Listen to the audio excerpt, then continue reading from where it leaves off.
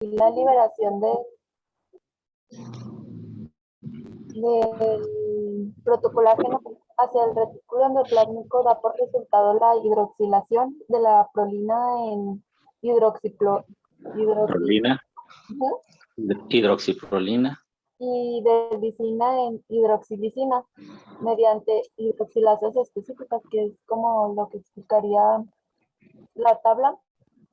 Y pues el prolilhidroxilasa requiere oxígeno y hierro como cofactores de cetoglutarato alfa como cosustrato y ácido ascórbico, que es la vitamina C, como donante de electrones.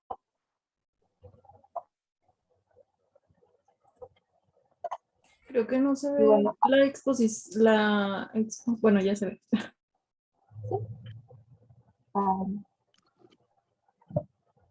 Y bueno, en el retículo endoplásmico, la cadena de protocolágeno también se glucosila por el enlace de galactosa y de glucosa a residuos específicos de hidroxilina. Y en estos pasos de hidroxilación y glucosilación alteran las fuerzas de unión de hidrocolágeno dentro de la cadena y van a imponer los cambios estéricos que fuerzan a la cadena de protocolágeno para que asuma una configuración helicoidal alfa. Después de esto, pues hay 3 cadenas helicoidales alfa que se entremezclan para su formación, una estructura superhelicoidal diestra, que también se le llama protocolágeno, y esta estructura contiene entre ambos extremos dominios de péptidos no helicoidales denominados péptidos de registro.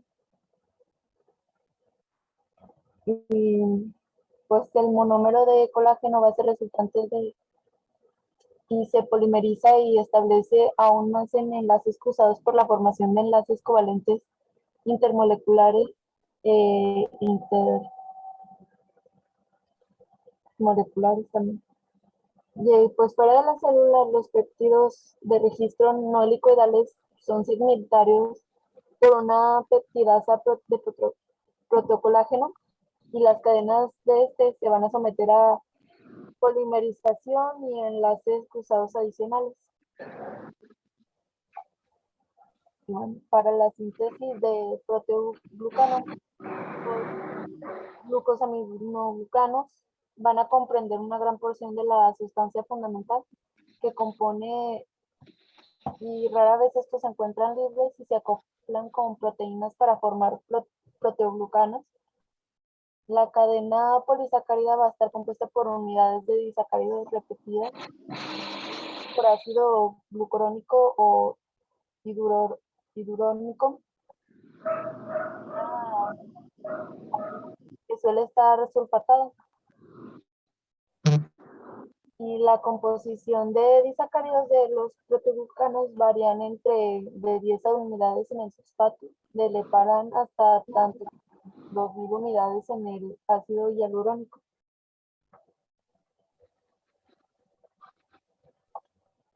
Los principales glucosaminoglucanos se encuentran en las bebidas, son el dermatán y el sulfato de condroitina. Se van a sintetizar por los fibroblastos y sus concentraciones aumentan durante las primeras 3 semanas de cicatrización, y conforme se van a depositar el colágeno en la cicatriz, los proteoglucanos se van a incorporar a la estructura de colágeno. Se piensa que en el ensamble de las subunidades de colágeno en la fibrilla y las fibras van a depender del entramado de los proteoglucanos sulfatados que se van a proporcionar, pero más aún parece que el estado de sulfatación es crítico para determinar la configuración de las fibrillas de colágeno. Y conforme se van a depositar el colágeno en la cicatriz, los proteoglucanos se incorporan en la estructura de colágeno, pero pues el contenido de los proteoglucanos van a disminuir en forma gradual con la maduración de la cicatriz y la remodelación del colágeno, que pues acá se los voy a explicar. Estos inician durante la fase fibroplástica y se caracterizan por una reorganización del colágeno sintetizado con anterioridad. Y pues el colágeno se cataboliza mediante metaloproteinasas de la matriz y el contenido neto del colágeno de las células es el resultado de un equilibrio entre la colágeno de la síntesis de colágeno. Después pues, va a ocurrir un cambio hacia la síntesis de colágeno y por último al establecimiento de la matriz extracelular compuesta de una cicatriz rica en colágeno hasta cierto punto. Después del depósito de la matriz en el sitio de la herida va a seguir un patrón característico. Primero va a ser la fibronectina y el colágeno tipo 3 van a constituir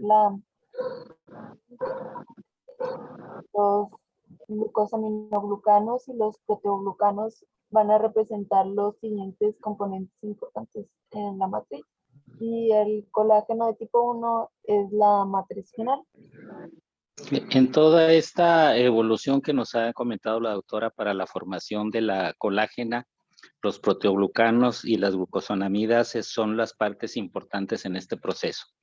Y en esos procesos, pues las partes que intervienen como cofactores, ahorita que mencionó, hay algunos como el hierro, como la vitamina C, como la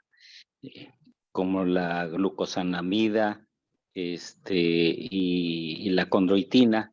Estas son muy importantes precisamente para esas etapas de regeneración celular. El desgaste, por ejemplo, en las articulaciones es importante y esas hay que estarlas renovando constantemente. Una vez que las células ya hicieron su función, pues tienen que hacer la remodelación y la sustitución de esos elementos. Y para que sea un elemento completo, pues es necesario estos componentes que ya en la actualidad, pues ya ahora sí se han identificado y que ya muchos componentes en el mercado, pues ya llevan la glucosanamida, la condroitina, el ácido ascórbico, con el fin de favorecer todos los procesos cicatrizales, sobre todo en los padecimientos como en los padecimientos articulares, artritis reumatoide y todos esos problemas de lesiones articulares,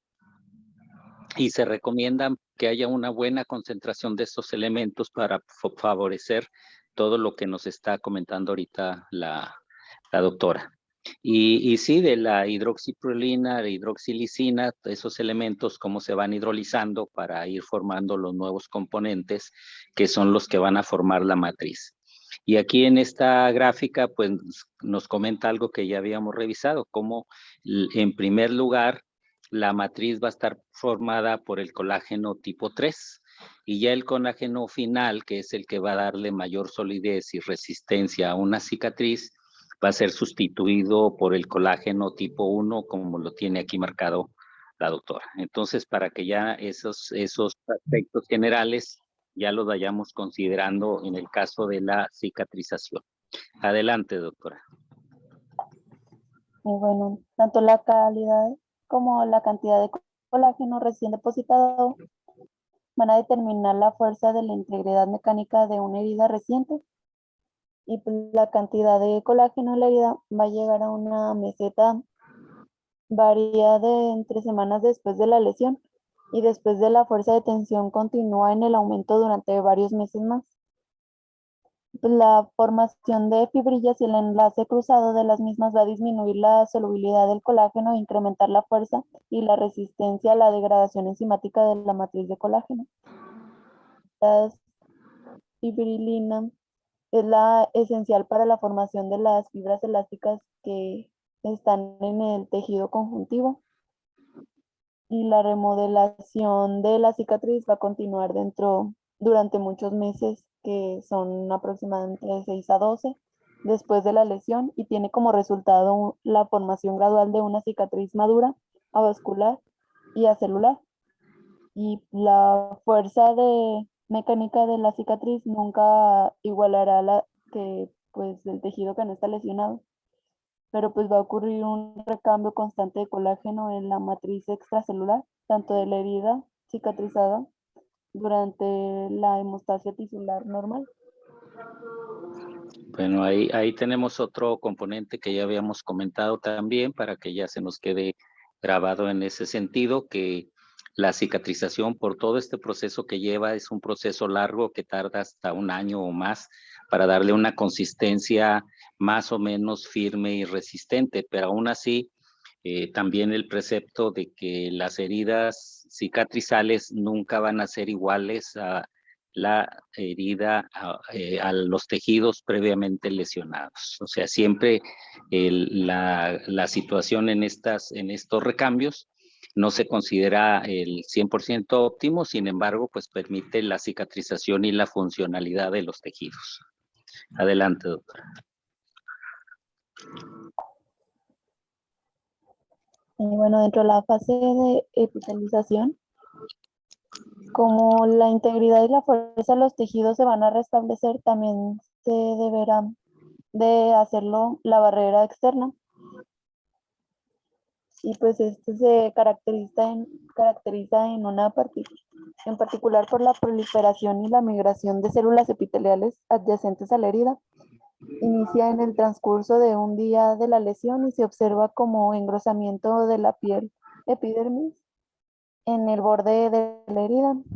Y pues las células marginales del borde de la herida pierden sus inserciones firmes a la dermis subyacente, crecen y comienzan a migrar a través de la superficie de la matriz provisional.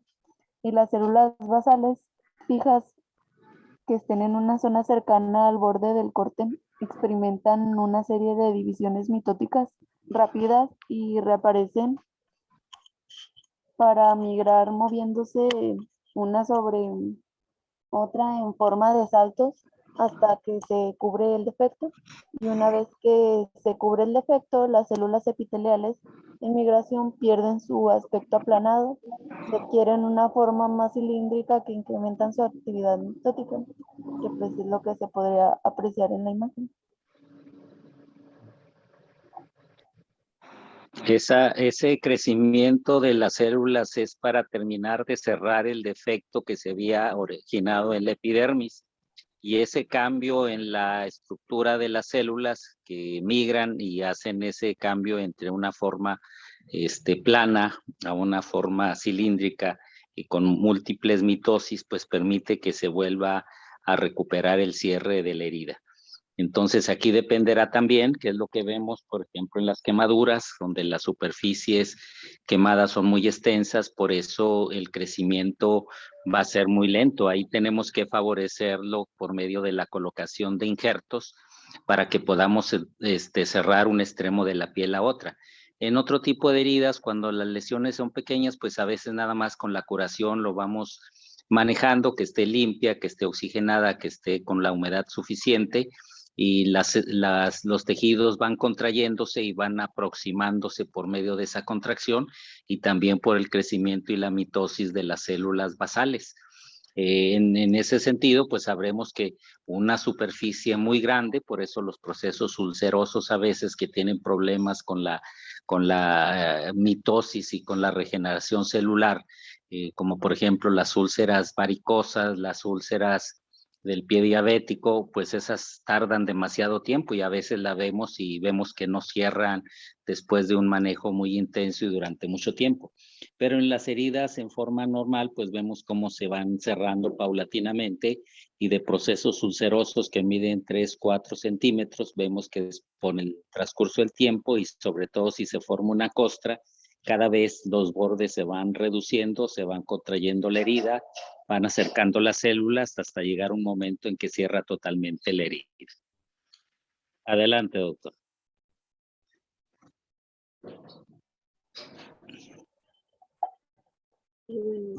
Las capas de la piel se restablecen y al final de la capa superficial se queratiniza.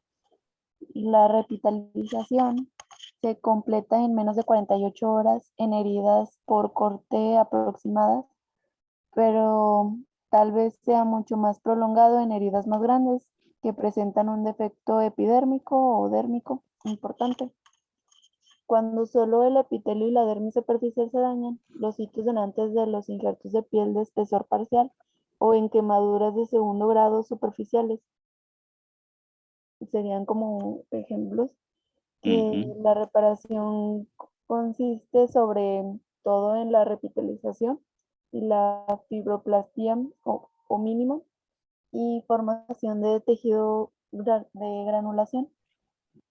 Y pues aunque los estímulos de revitalización no se definen por completo, suele creerse que el proceso es mediado por una combinación perdida de la inhibición por contacto y exposición a constituyentes de la matriz extracelular, en especial la fibronectina y las citocinas sintetizadas por las células mononucleares inmunitarias.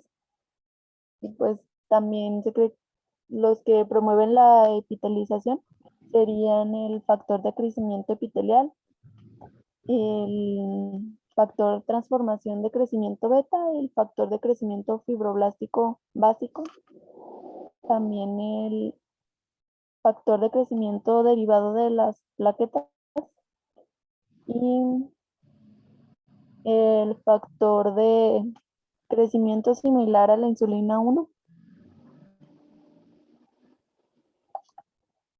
Y bueno, en la contracción de la herida, todas las heridas van a experimentar un cierto grado de contracción. En heridas cuyos bordes no se aproximaron por medios quirúrgicos, el área de la herida disminuye por esta acción, que son las cicatrizaciones por segunda intención. El acortamiento de la cicatriz en sí misma es la que va a ocasionar la contractura. Y se postula que los miofibroblastos son las células principales que producen la contracción y difieren de los fibroblastos normales, ya que poseen una estructura citoesquelética. Y pues estas células contienen actina de músculo liso alfa enlaces gruesos llamados fibras de esfuerzo, que confieren la capacidad contráctil a los miofibroblastos. Pues aquí la actina del músculo liso alfa no se detecta hasta el sexto día y luego se expresa cada vez más durante los siguientes 15 días de la cicatrización de la herida. Y estas expresiones disminuyen luego 4 semanas y se piensa que las células experimentan apoptosis. La identificación de miofibroblastos en la herida no va a corresponder de manera directa con el inicio de su contracción, sino que comienza casi de inmediato tras hacerse la lesión. Y los fibroblastos disponen en un entramado de colágeno in vitro, se promueven en forma activa en el entramado y lo contraen sin expresar fibras de esfuerzo. También pues, se piensa que la contracción va a depender del movimiento de las células con reorganización concomitante del citoesqueleto. Pues empezaremos con las enfermedades hereditarias. Bueno, aquí recuerden bien, los cierres de las heridas son de 3 formas. El cierre primario o cierre de primera intención, el cierre secundario o cierre de segunda intención y el cierre terciario, y a ese cierre terciario también se le llama primario retardado. Entonces van a ser esos 3 tipos de cierre. En una herida quirúrgica donde los bordes están aproximados, como comenta la doctora, que no hay mucha contracción y que la epitelización va a ser mucho más rápida en cuestión de días, nosotros hacemos la sutura, eso favorece todo este proceso de cicatrización y ese va a ser un cierre primario. El cierre secundario, si yo tengo una herida, por ejemplo, una operación de una apendicectomía complicada, purulenta, que se me mancha la poneurosis de tejido infectado. Si yo la cierro, pues esa herida se va a infectar, entonces prefiero dejarla abierta. Yo cierro hasta poneurosis nada más y la herida se queda abierta. Y yo esa herida la voy a estar curando, la voy a estar revisando, y esa va a ser todo este tejido que comenta la doctora, la granulación, la epitelización de bordes, la retracción de los bordes, y la herida va a ir cerrando paulatinamente. Yo lo único que tengo que estar haciendo es vigilar que esa herida esté limpia para que pueda cicatrizar y pueda cerrar. Si la dejo sola, esa herida va a ser una herida, un cierre de segunda intención o de intención secundaria, ese tipo de herida. Si la tercera forma de cierre es un cierre de tercera intención o primario retardado, quiere decir que yo la voy a cerrar como en la forma primaria, pero en un aspecto retardado. ¿Qué es lo que pasa? Si yo tengo ese mismo paciente del apéndice y pienso que se va a infectar los bordes de la herida, la dejo abierta y le empiezo a realizar curaciones diariamente. Si veo que la herida no se me infecta, entonces hay una inversión de bordes, hay algo de tejido de granulación. Si yo vuelvo a hacer una incisión y revivo los bordes y le quito todo ese tejido que estamos mencionando ahorita, el tejido de granulación, los bordes de esa herida, y ya entonces en lugar de esperarme 2 semanas, 3 semanas para que cierre sola, entonces ahora le vuelvo a dar otra vez puntos, aproximo la herida y hagan de cuenta que es la misma herida de primera intención, pero ya posteriormente 4, 5, 6 días después de que yo lo operé. Y entonces esa sería una herida, un cierre terciario o primario retardado. ¿Sí me doy a entender, jóvenes? Sí, doctor. Entonces, la cicatrización de las heridas va a ser con cierre primario, cierre secundario y cierre terciario o primario retardado. Entonces, en el primario retardado, vuelvo a reavivar los bordes, vuelvo a hacer la herida y luego ya lo afronto con los puntos y ya estoy haciendo un cierre primario, pero retardado. Si fuera en el instante en que hice la operación, sería un cierre primario. Si lo dejo abierto, va a ser un cierre secundario. Si lo dejo abierto y revivo los bordes, va a ser un cierre primario retardado. ¿Alguna pregunta? No, doctor. Y lo que mencionaba ahorita también en las diapositivas anteriores, si tenemos nosotros un tejido, tenemos que dar un buen tejido de granulación para nosotros poder colocar ahí un injerto. Ya en las quemaduras, pues vamos a ver cuáles son los injertos de mediano espesor o un injerto de mínimo espesor, o a veces un injerto ya en rotación, que es un injerto completo. Entonces, cada uno va a tener sus características según lo que queramos nosotros lograr con el cierre de esas áreas desvitalizadas por traumatismo o quemaduras. Ese ya va a ser otro tema en el caso